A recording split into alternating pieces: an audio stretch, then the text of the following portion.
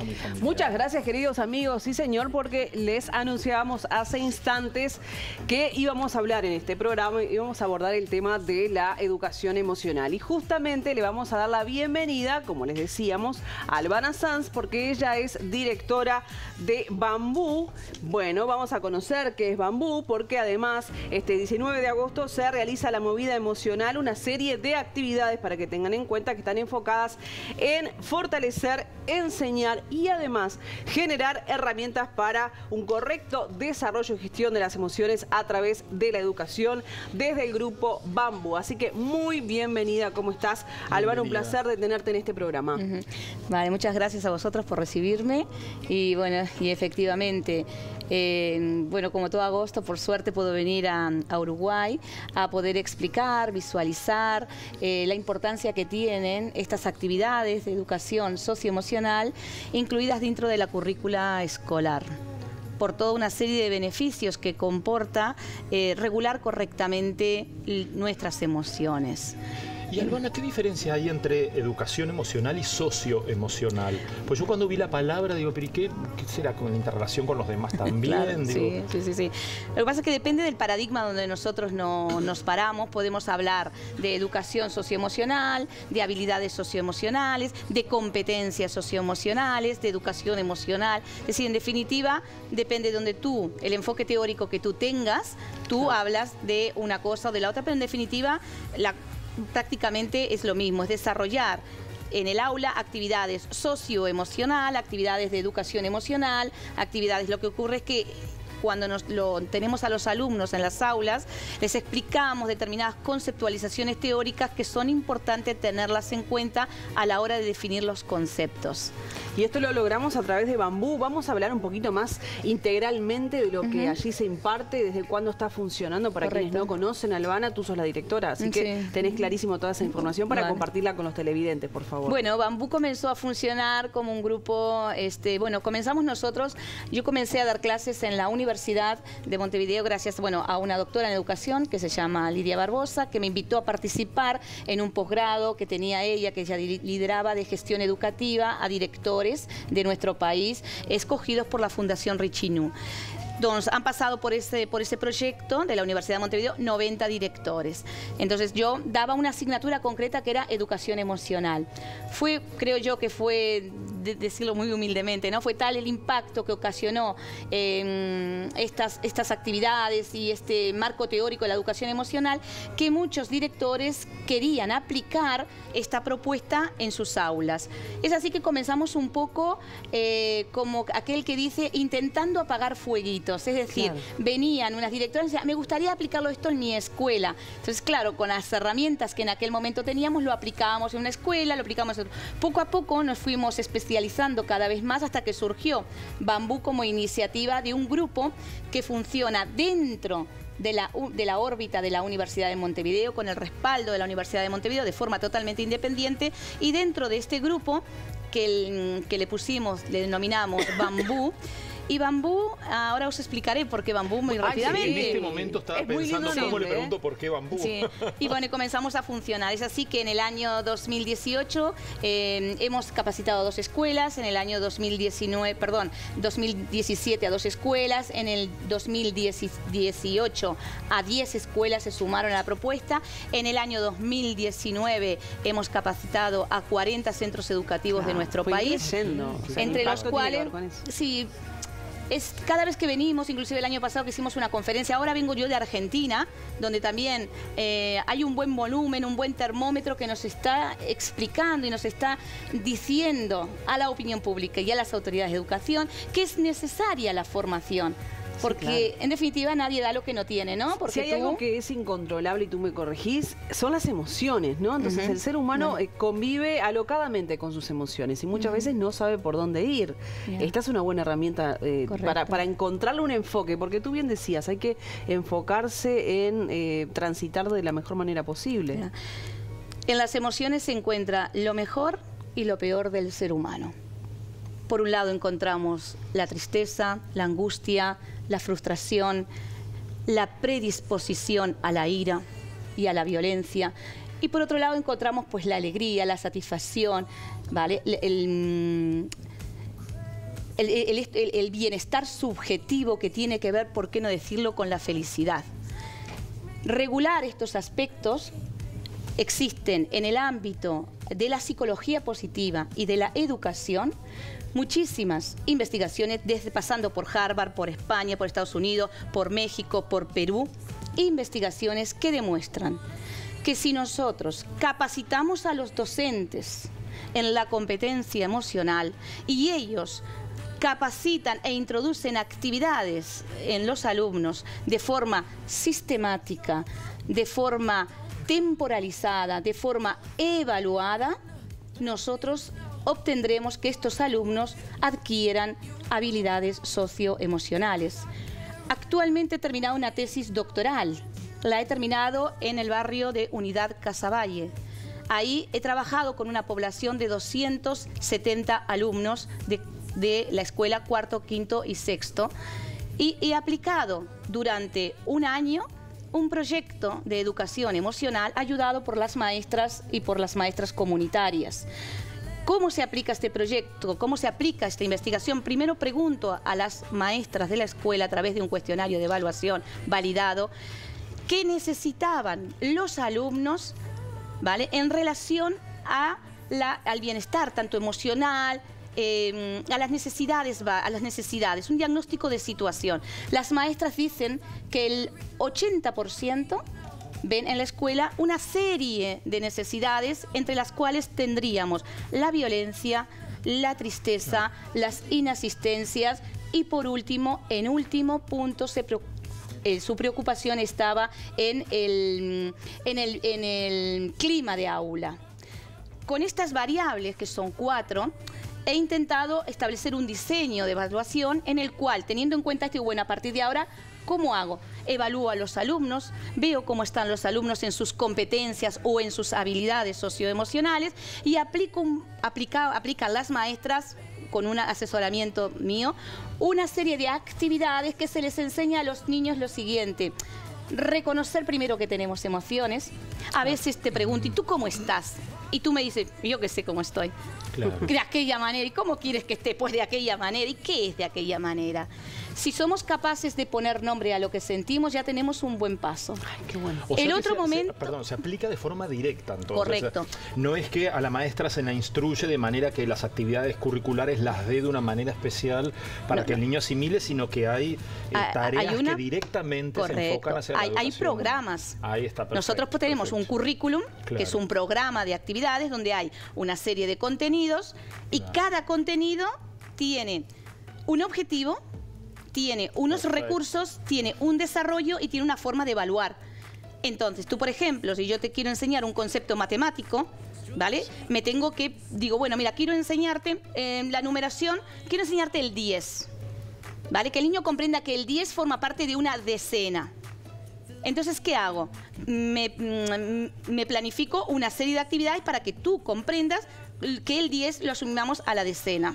Claro. ¿Verdad? Y que el 10 en nuestro sistema de numeración es básico por lo que ya sabemos, ¿no? En numeración de 10 en 10. Y entonces aplicamos un objetivo, desarrollo una serie de actividades para que tú entiendas esto, pues practicas y luego evaluamos a ver si realmente lo que has enseñado realmente tiene coherencia con lo que yo te había explicado. Aparte de conocer las emociones, por ejemplo, tú puedes conocer y decir, mira, estoy enfadado, vale, muy bien, está muy bien que estés enfadado, ¿vale? Te puedes enfadar por las circunstancias de la vida, te puedes enfadar con el sistema, te puedes enfadar con tu amigo, El problema está cuando el enfado se convierte en violencia. Claro. Y ahí hemos de aprender a enseñar a nuestros alumnos a parar. Primero paro, después pienso y después actúo. Evidentemente que si yo paro y pienso, a la hora de actuar no voy a dar ni el puñetazo, ni el escupitajo, ni te voy a empujar. Claro. Una vez que aprendo a regular estas emociones, ¿cómo las regulan los niños? Pues a través de juegos, a través de cuentos, ¿vale? Nada que sea muy difícil. ¿Por qué? Porque, y digo muy difícil, lo más difícil de aquí, que podemos decir si hay algo difícil, es que es necesaria la formación y la sistematización de la formación.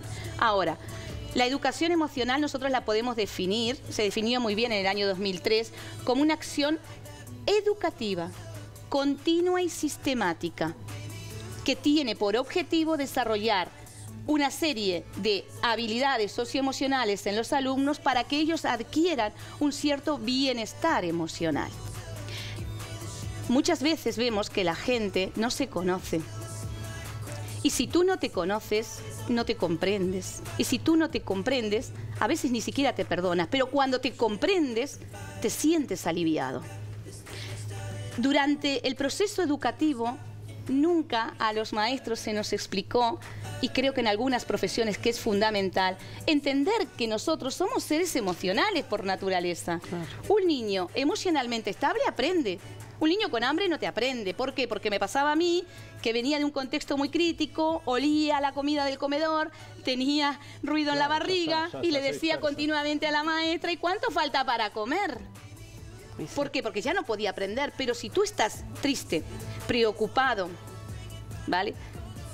Tienes una mochila encima que cargas por situaciones familiares que muchas veces no son tuyas, pero que tú las haces tuya, porque en esta vida tenemos que aprender también nosotros a decir basta. Sí, a soltar. A soltar, ¿no?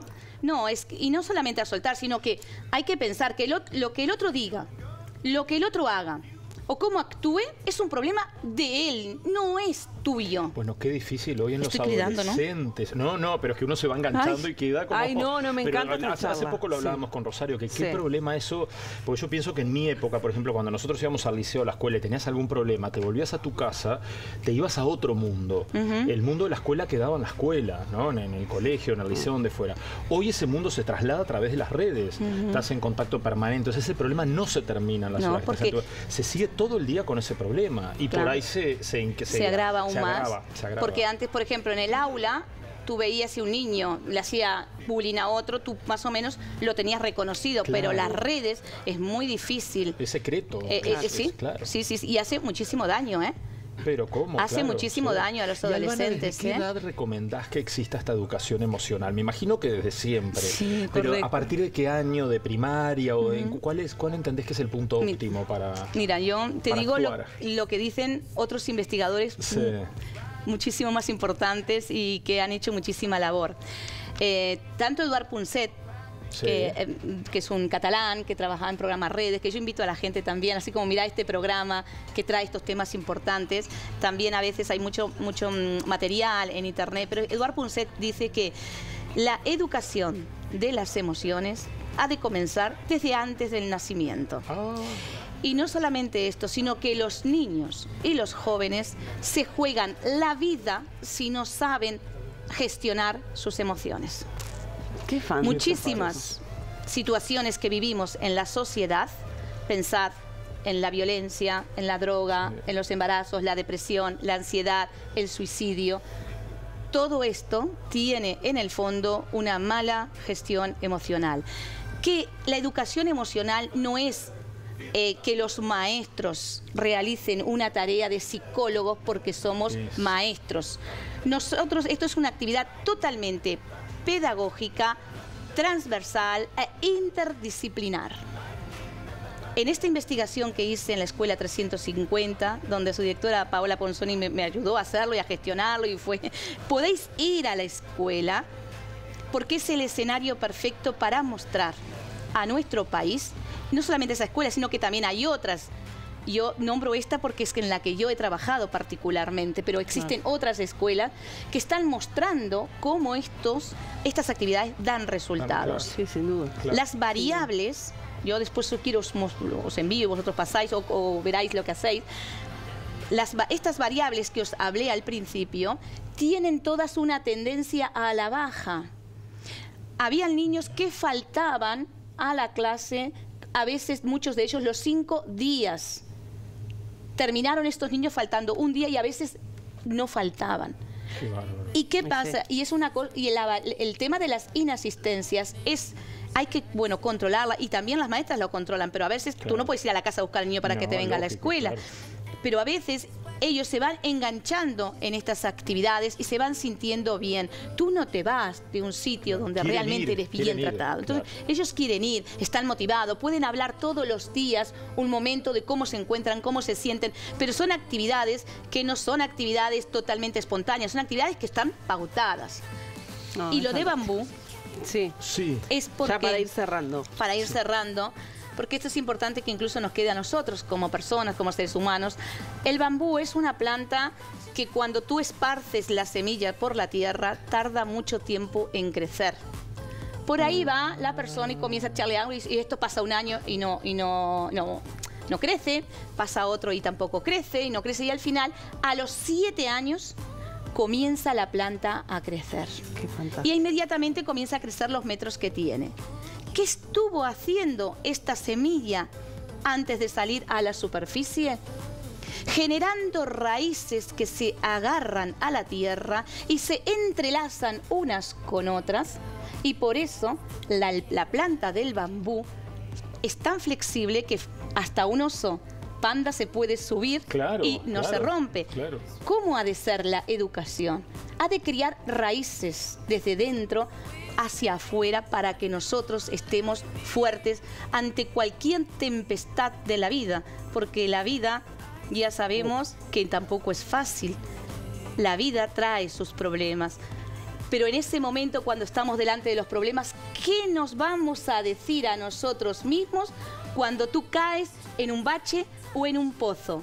¿Te vas a decir fracasado o te vas a decir volvemos a intentarlo de nuevo? Qué fantástico. Todo depende de cómo te posiciones en la vida. Tal cual. Y sé que tenemos que cerrar, pero la movida emocional termina el sábado. Eso te iba a preguntar, los interesados, ¿cómo se comunican? Los interesados con ustedes? tendrían que comunicarse con la Fundación Teletón. Bien. ¿Vale? O si no, en la página web que yo tengo, que es www.bambuuruguay.org. Ahí encontrarán información, inclusive de unos eventos que son gratuitos mañana en el IPES. Mañana hay 3 encuentros también, pero en Teletón lo que hacemos son talleres vivenciales. Perfecto. Qué genial. Así que invitados, bueno, ha sido un muchísimas gusto. gracias. Realmente estamos totalmente cautivados con la charla. Se nos escapan los minutos, sabemos que te tenés que ir y nosotros tenemos que avanzar con el programa, pero estaría genial que nos visites pronto para seguir esta charla fantástica que nos ha dado tanto y que nos ilustra tanto de cómo debemos encarar a través de las emociones la vida. Así que, Albana, muchas gracias por estar en el día a día. Y un detalle de color, nada más que sos uruguaya, porque tenés un claro acento español, pero sos nada más que una uruguaya que vive hace muchos años. Soy uruguaya, en que hace España. 20 años que vivo en Uruguay y que vengo todos los años porque también dentro de esto tenemos una comisión de un anteproyecto de ley que ya vendremos otro día a explicarnos cómo va ese anteproyecto de ley con esta comisión. Por supuesto. Muchas gracias. Ha sido un gusto recibirte. Hacemos una pausa en Día a Día y ya regresamos, que el programa recién inicia, tenemos mucho más para brindarte.